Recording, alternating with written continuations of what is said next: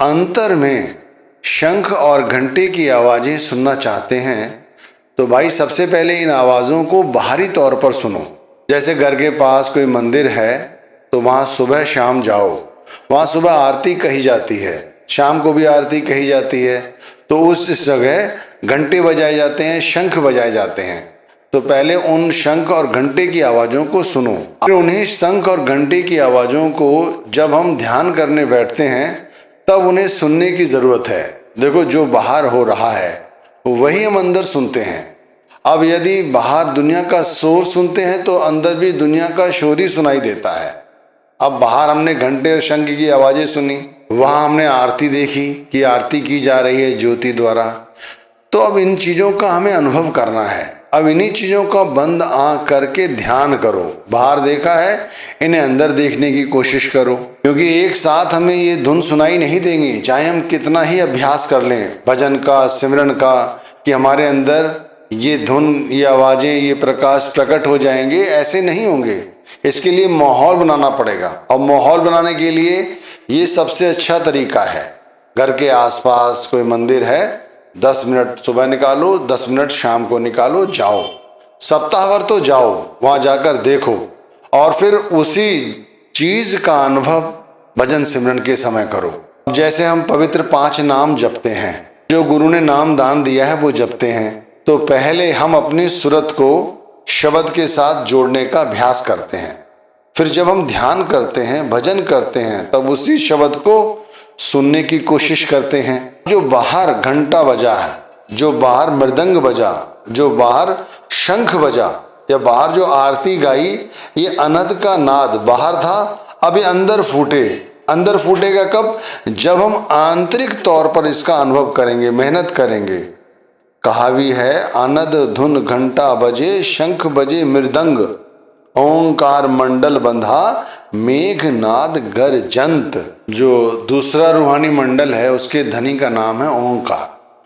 जब हमारी रूह इस रूहानी मंडल के धनी के साथ जुड़ जाती है तब हमें अंदर मृदंग, शंख, घंटे, ये अनद नाद सुनाई देते हैं, वो प्रकाश दिखाई देता है, वो बादलों की गड़गड़ाहट सुनाई देती है। तो पहले बाहर अनुभव किया, बाहर से फिर हम अंदर पहुँचे, अंदर हम उसके साथ जुड़े। जैसे जैसे जुड़ने लगे वैसे वैसे जो धनी है उस रूहानी मंडल का, वो हम अपने साथ जोड़ लेता है। उसकी कृपा है हम पर, वो हमें अपने साथ जोड़ लेता है। फिर सूरत को ऊपर खींचने का, यानी कि त्रिकुटी से ऊपर ले जाने का अभ्यास यहाँ से शुरू होता है। तो इस तरह भी आगे समझाया गया है। घंटा नाद सुनी और पहुंची, शंख नाद फिर सूरत खींची, यहाँ से हटी बंक पट खोला, त्रिकुटी जाए ओंग धुन तोला।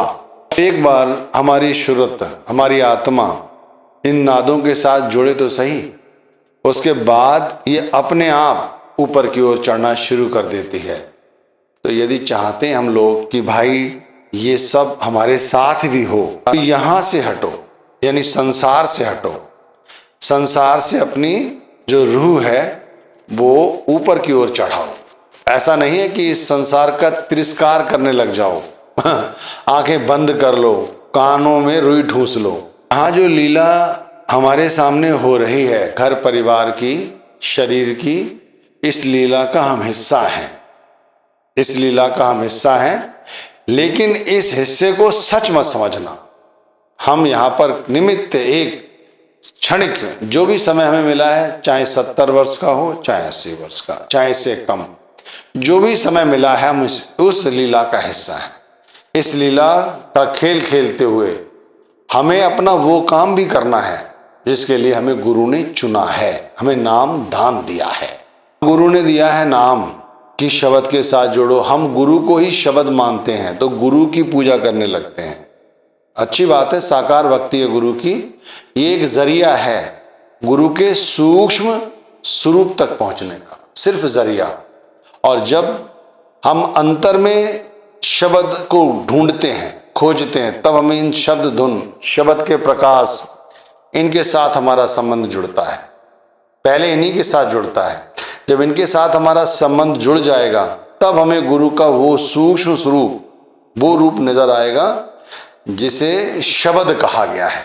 ये जो रूप है अच्छा है, मुबारक है, लेकिन असली जो रूप है, स्वरूप है, वो सूक्ष्म स्वरूप है। उसकी महिमा इस मुंह द्वारा, जुबान द्वारा नहीं गाई जा सकती। तरह तरह की जो नाना प्रकार की धुनें हैं, नाना प्रकार के जो प्रकाश हैं, इन्हें देखते हुए, इन्हें सुनते हुए उस अगम लोक तक पहुंचना है, उस ठिकाने तक पहुंचना है जहां वो परमात्मा रहता है। और ये सब कब करना है?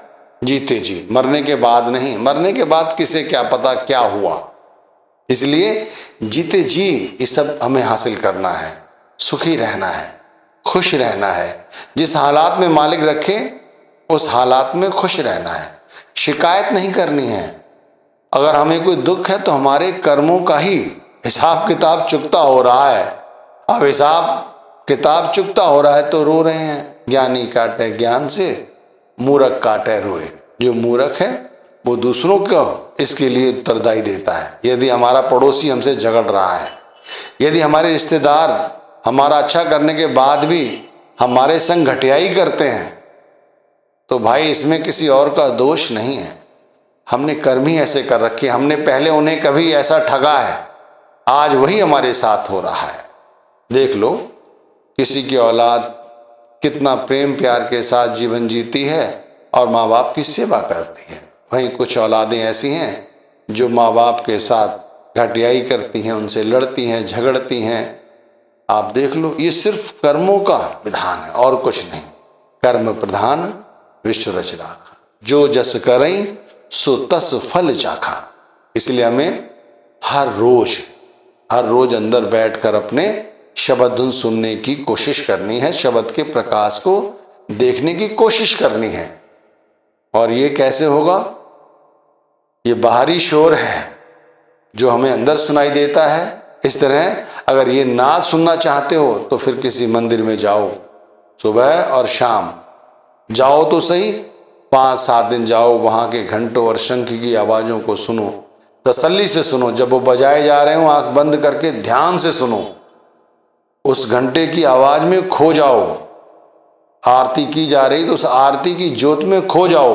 फिर उसी चीज का अनुभव जब सुबह सुमिरन करने बैठो, उसके बाद जब भजन करो या ध्यान करो, तब उन सब का अनुसरण करो। देखो किस तरह से बाहर के शंख, घंटे और ज्योति ये सब अंदर दिखाई देंगे। और जैसे जैसे स्पष्ट होते चले जाएं, समझ लो अब हम ऊपर चढ़ रहे हैं, वहां जा रहे हैं जहां पर सतपुरुष सतगुरु शब्द स्वरूप में बैठा हुआ है। उसका साक्षात्कार करने के बाद फिर किसी चीज की चाह नहीं रहती, फिर कोई चाह नहीं रहती। चाह गई चिंता मिटी, मन हुआ बेपरवाह। उसको कछु न चाहिए सोई शहंशाह। तब वो शहंशाह बनता है जब गुरु के सूक्ष्म स्वरूप का दर्शन कर लेता है। ऐसे आप चाहें, ये साखी 50 बार सुनी होगी आपने और अभी भी 100 बार दोहरा लो, तब भी चिंता नहीं जाएगी, चाह नहीं जाएगी। चाह जब ही खत्म होगी जब शब्द का साक्षात्कार कर लोगे, गुरु का साक्षात्कार कर लोगे। गुरु अंतर में बैठा हुआ है, इसलिए उसका दीदार अंदर ही होगा, बाहर नहीं। अंदर अंदर अंतर ज्योत निरंतर वाणी, साचे साहिब स्यों लिव लाई। ये कहा है उस सच्चे पुरुष ने कि वो शब्द हमारे अंदर है, वो सतपुरुष हमारे अंदर है, और वो अपनी हमें किस तरह से उपस्थिति का एहसास दिलाता है? अंतर ज्योति, ज्योत के रूप में, धुन के रूप में, जो निरंतर जलती रहती है, जो निरंतर धुन के रूप में गुंजारित होती रहती है। हमें उसके साथ जुड़ना है।